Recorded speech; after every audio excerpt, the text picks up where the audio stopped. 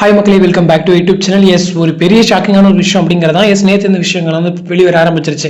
S, நம்மளுடைய favourite பனிவிழும் மலர்வனம் சீரியலுடைய climax கூடிய சீக்கிரம் வரப்போகுது அப்படின்ற ஒரு அஃபிஷியல் அப்டேட். ஸோ ரீசெண்ட் டேஸாக போயிட்டு இருக்க ஸ்டோரி வச்சு எனக்கு கொஞ்சம் டவுட் இருந்துச்சு. ஏன்னா செகண்ட் லீடுமே அவங்க சேர்த்து வச்சுட்டாங்க. மெயின் லீட்கான ஸ்டோரி மட்டும்தான் இப்போ அவங்க கையில் பெண்டிங் இருக்கு அப்படின்ற மாதிரி நான் யோசிச்சேன். ஸோ இது ரிலேட்டடாக நானுமே டீம்கிட்ட விசாரிச்சேன். ஸோ விசாரிச்சும் போது நேற்று சொன்ன விஷயம் அப்படின்னா எனக்கு ரொம்ப ஷாக்கிங்காக இருந்துச்சு. நெக்ஸ்ட் வீக்கே சீரியல் நாங்கள் என் பண்றோம் அப்படின்ற மாதிரி சொல்லியிருந்தாங்க. அதுவும் இல்லாம ஹீரோயினுடைய அந்த மேரேஜ் ட்ராக் மையமா வச்சு அவங்க சீரியல் வின் பண்ண போறாங்க அப்படின்ற மாதிரி அப்டேட் கிடைச்சிச்சு. ஸோ கதிர் அன்பு, ஸோ அன்புக்கு செகண்டா மேரேஜ் பிளான் பண்றாங்க. ஸோ அங்க அந்த மேரேஜ் ஸ்டாப் ஆகி மறுபடியும் எப்படி கதிர் கூட மேரேஜ் நடக்குது அப்படிங்கிறதோட அந்த கிளைமேக்ஸ் முடியும் அப்படின்ற மாதிரி இருந்துச்சு. கேட்கும்போது எனக்கு உண்மையிலேயே ரொம்ப கஷ்டமா இருந்த ஒரு விஷயம் இது. ஏன்னா நல்ல ஒரு சீரியல், நல்ல ஒரு கண்டென்ட் இருந்த ஒரு சீரியல், மற்ற சீரியல் மாதிரி கிரிஞ்ச் பண்ணிட்டு அந்த மாதிரிலாம் இல்லவே இல்லை. நல்லா ட்ராக் அது பாட்டுக்கு மூவ் ஆகிட்டு தான் இருக்கும். பட் எனிவே ஆடியன்ஸ் மத்தியில் ரீச் ஆகலை அப்படிங்கிறத அந்த சீரியலுடைய ஒரு பெரிய குறை அப்படின்னு நான் சொல்வேன். பட் இவ்வளோ சீக்கிரம் எண்ட் ஆகுதுன்னு நினைக்கும் போது கொஞ்சம் வருத்தமாக தான் இருக்கு. நான் கூட டைம் சேஞ்ச் எதுவும் பண்ணி கொஞ்சம் ப்ரமோஷன்லாம் பண்ணாங்கன்னா நல்லா இருக்குன்னு யோசிச்சேன்.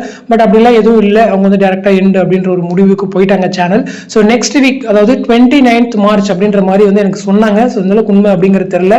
ஸோ அதோட சீரியல் முடிக்கிறாங்க. அடுத்த ஒரு சீரியல் ரெடியாப்பா ப்ரமோலாம் போட்டாச்சானா கண்டிப்பா கிடையாது. ஸ்டில் ப்ரமோ ரிலீஸ் ஆகல. ஸோ அதுக்குள்ளேயே கிளைமேக்ஸ் அவங்க பிளான் பண்ணியிருக்காங்க. ஸோ ரீப்ளேஸ்மெண்டா பூங்காற்று திரும்புமான்னு சொல்றாங்க. அப்படி இல்லைன்னா ரிப்பீட் சீரியல்ஸ் ஏதாச்சும் போடுவாங்க கொஞ்சம் 1 வீக்கு அந்த மாதிரி.